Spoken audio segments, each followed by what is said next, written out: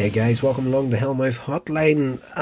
Here, if you're interested in video blog content, I'm running a couple of YouTube channels.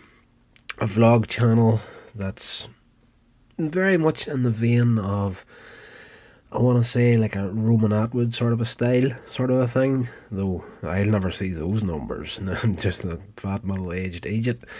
But the weather's turning in Northern Ireland here where I live at, and it's the opportunity for getting the drone in the air is really, it's the time of year to get at that sort of stuff. So trying to do more of that on the vlog channel, explore Ireland, that sort of deal. So go check that out if you're into, obviously if you're listening to this, you're into a lot of pop culture sort of stuff. There is a video review show as well. Here's Rodder's Reviews. Did I even say the name of the vlog channel? Here's Rodder's Vlogs and Here's Rodder's Reviews. Both are over on YouTube. And anything that works in a podcast form, there's also a podcast with those two channels kind of blended together. Obviously called the Here's Rodder's Vlogs and Reviews podcast. So go check that stuff out. You can get links to everything on the website, coinsagemedia.com. Let's get into this review of I started this off and I'm not even sure which of these video files I'm going to be putting on this. I believe this is The Vengeance of She. This podcast. This is a pre-recorded review I did a while back, so check it out and I hope you enjoy it.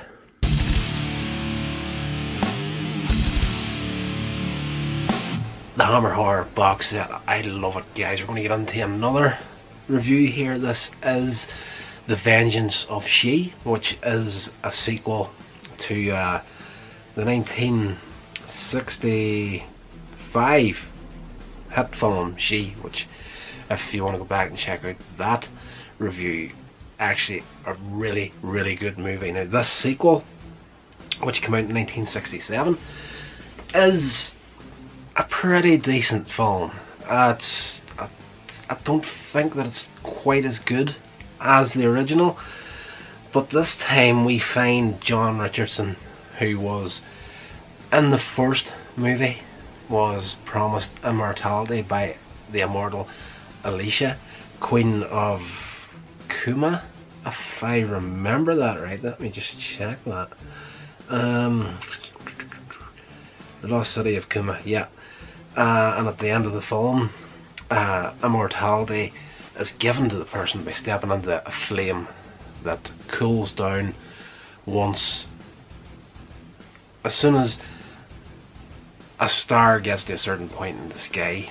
The flame cools, you're able to step into that, and you're able to get immortality. And at the end of the film, Alicia did not know that you can only enter the flame once or it will kill you.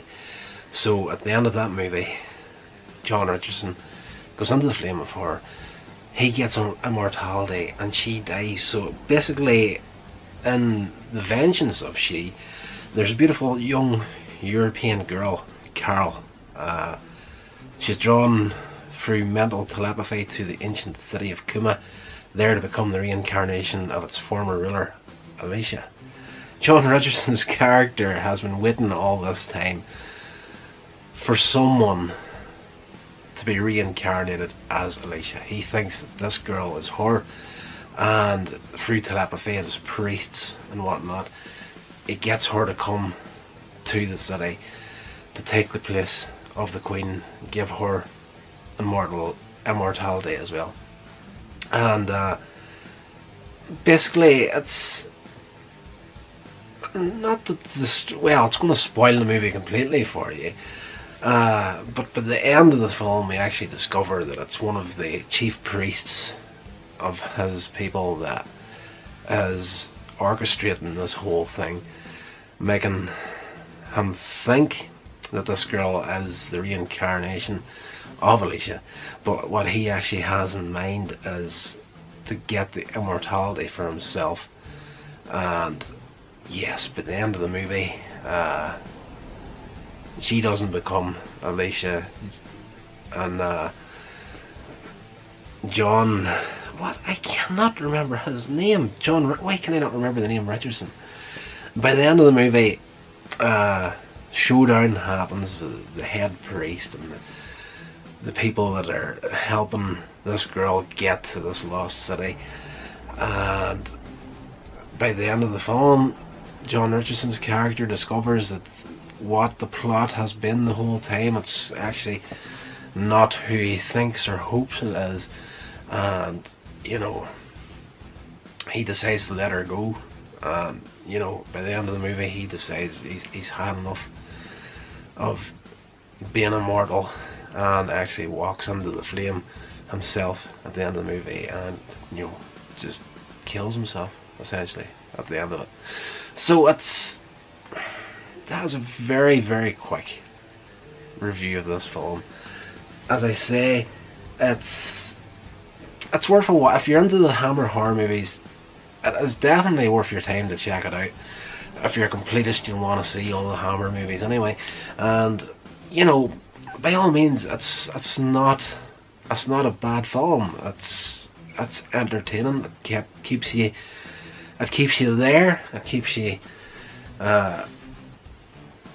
yeah, just, you know, your attention's on the film the whole time. There's no real down parts of this film. Like most of the old Hammer movies, it does take a little bit of time to get going, but as I did say in the review of She, the very first film, you know, they're all slow burners. A lot of them are really slow burners to get going, but once you let them get into their stride, they're actually fantastic little films. This one is good.